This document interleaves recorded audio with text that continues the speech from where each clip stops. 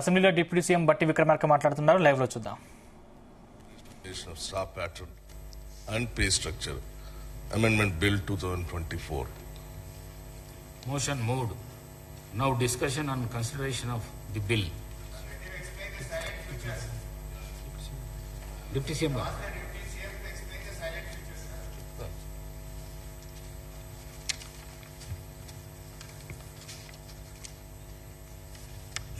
అధ్యక్ష,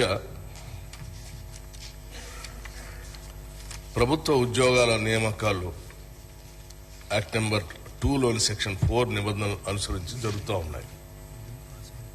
దాని ప్రకారం public service commission, college service commission ప్రభుత్వం ఏర్పాటు చేసిన సెలక్షన్ కమిటీ ఎంప్లాయ్మెంట్ ఎక్స్చేంజ్ లేదా దినపత్రిక, రేడియో, టెలివిజన్ ద్వారా ప్రకటించిన ఉద్యోగ ప్రకటనల ద్వారా మాత్రమే అవసరమైన అర్హతలు కలిగిన అభ్యర్థుల ఎంపిక జరుగుతుంటుంది.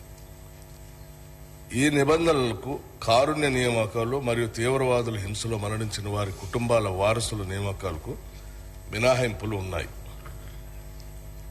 మన రాష్ట్రానికి చెందిన బాక్సర్ అయిన కుమారి నిఖత్ జరీన్ అంతర్జాతీయ బాక్సింగ్ అసోసియేషన్ IBA మహిళల ప్రపంచ బాక్సింగ్ ఛాంపియన్షిప్ ఇస్తాంబుల్ 2022 మరియు కొత్త ఢిల్లీ 2023లో 2 సార్లు ప్రపంచ ఛాంపియన్ స్వర్ణ పతకంలో సాధించింది.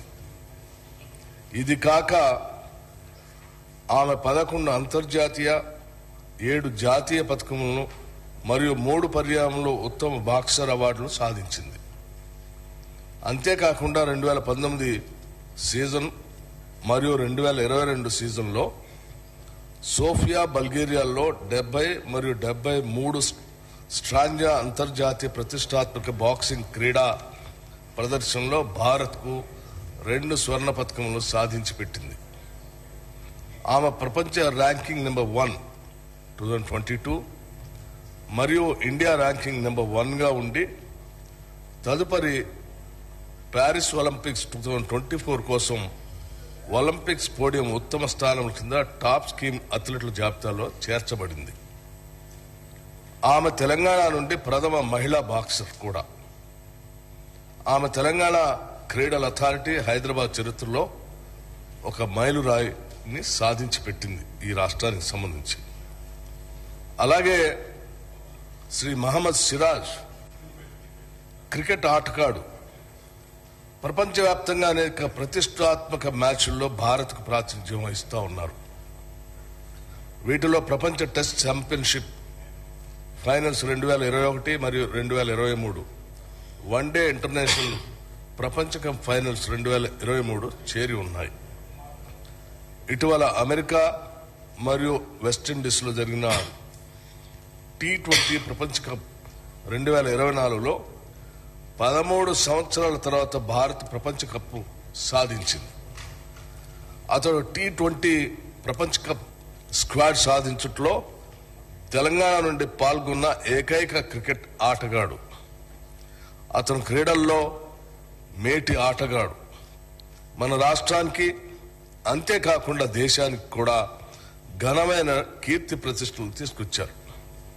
అందువల్ల వారి యొక్క ఉత్తమమైన ప్రదర్శనను ప్రోత్సహిస్తూ రాష్ట్రంలో గ్రూప్ 1 సర్వీసుల కింద DSP పదవిలో సదరు క్రీడాకారులకు ఉద్యోగం కల్పించటకే తేదీ 1/8/2024 జరిగిన మంత్రిమండలి సమావేశంలో రిజల్యూషన్ నెంబర్ 93/2024 ద్వారా తీర్మానించడం జరిగింది.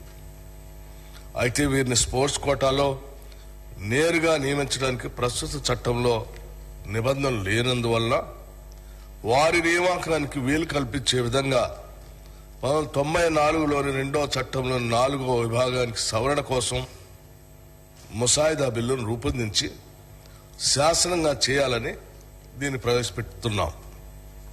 కావున సభ్యులందరినీ బిల్లుని ఆమోదించవలసిందిగా మీ అందరినీ కోరుతా ఉన్నాను.